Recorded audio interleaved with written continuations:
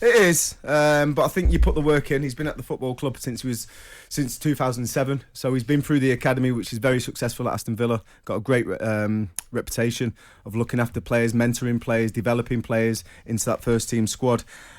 He's got two great mentors, hasn't he? He's got Steven Gerrard, the manager, Gary Mack, both excellent midfielders in their time. So he doesn't need any more expertise around him about how to carry yourself and how to be humble on the pitch and work hard for the team.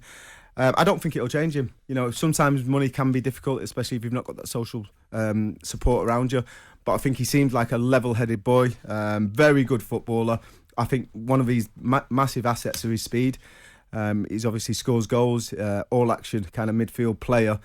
But I feel, you know, you look at his pathway and you look at the way he's developed. He went on loan at Doncaster, had 7 games there, scored a few goals. They got him back sharpish. And he just looks like he's destined, you know, with the ability and the performances he's putting in. Simon just mentioned about his contract. The surprise he didn't give him a 4-year contract because that'll take you to 24 and that takes out the Bosman ruling. I'm not surprised because he's actually 21 in May. So by the time the 3-year contract, it does cover that situation and that scenario. So the club have been clever. They've not given him too much. He's got to stay on his toes and earn that next contract. But they've also, you know, rewarded him for his performances and being possibly considered to be part of that England midfield in years to come. I mean, I would have thought, Simon, this is the kind of thing that the owner, Sawiras and Edens, will be thrilled about. Because you've always said to me, there's no better feeling when one of your own comes through and you keep him.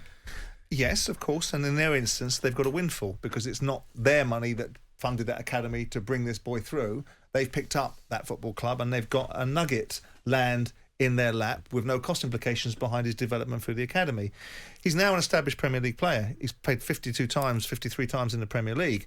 So there's always this drag and lag effect around what academy kids get. There's a question, almost a question of morality about it, because you buy these players in from other clubs that you don't know what they're going to do, but you pay a transfer fee for them because that's what your manager wants you to do. You pay them big wages, and yet the kid that's been with you comes through your academy, sometimes takes a period of time to get up to those sort of wages, primarily because you've got him and you've had him and he's in your environment. And there's a balance off against that by also wanting to manage them properly so that when all the riches and spoils, footballers, I remember saying it to Wayne Routledge years ago when he wanted to go to Tottenham. And I said to him, stay at Palace, learn your trade. If you don't think you're going to be a big footballer, go to Tottenham because you'll get some money now. Because I've never met a successful pauper. If you're good at football, somewhere along the line, you're going to get the bucks. Learn your trade, be good at it, and be in the environment that's going to encourage and develop you rather than going to a perceived bigger pond where you get lost in amongst the bigger fish. Now, at this stage in his career, they've protected an asset. He's an established Premier League player now that's going in the right direction. He probably embodies a lot of the things that they want in that football club, which is a desire to play for that football club rather than turn up and do you a favour. Yeah. So with that in mind, it is astronomical money for a 21-year-old kid to be on 70 grand a week, but not in Premier League language because that's the average salary of a Premier League footballer. So here we are. He's been rewarded and recognised. We hope that the grounding and all of the decent hard wiring of standards into him so that when the money comes, he ain't affected by it. He just takes the benefit of it.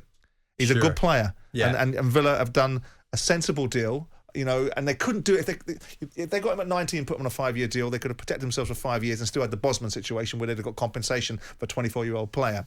Because he's broken in at 20, been there for a year, now turning 21, they've put him either side of 24. They've given him a 5-year deal. So it's sensible, good business. And whether he'll be there in 2 or 3 years' time is a different matter. Well, but they'll protect their asset, won't they? But Trevor's right, Simon. 2 great adverts for the game here in Gerrard and McAllister are working with him on a daily basis. Yeah, I mean, okay, that's an observation you can take something from, but I'm sure all the strikers at Stevenage probably thought that Teddy Sheringham was a great opportunity to work with them. Why are you going on the negative again? Well, because I think you've got to get context. Yeah, no, I understand that. Because they were good midfielders doesn't make them good coaches or managers. No. As it happens, Gary Mack is a good coach, and we'll see if Steven Gerrard develops to tactically an elite manager. As he's going right now, he's come out of Scotland, done a great job there. He's got the gravitas and the shoulders back and the image to be able to present Villa on the front foot. And it's not happened at the moment. We will see how he plays out. Well, you say we'll see. I mean, the money that they've spent, the recruitment that they've had at the football club since he's been there, and I think they've slightly underachieved this season. Well, on what basis? If you bring a Coutinho into the equation, he cost him 2 and 6.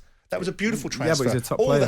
All the headlines are, look, we've got Coutinho. But they paid nothing for him. They paid £4 million, which is true, for Trevor. £150 million footballer for 6 months. What a deal! Yeah. But you What a still steal. look. You It's still sale of look the at the century. facts and where they are in the league and the disappointing results that they've had this season. At times, I feel you look at the team, and if they've not got an Ollie Watkins in that team, it's easy for teams Where to are play they in against the them. league? I mean, let's rewrite the history books here for a moment. Patrick Vieira, resounding success.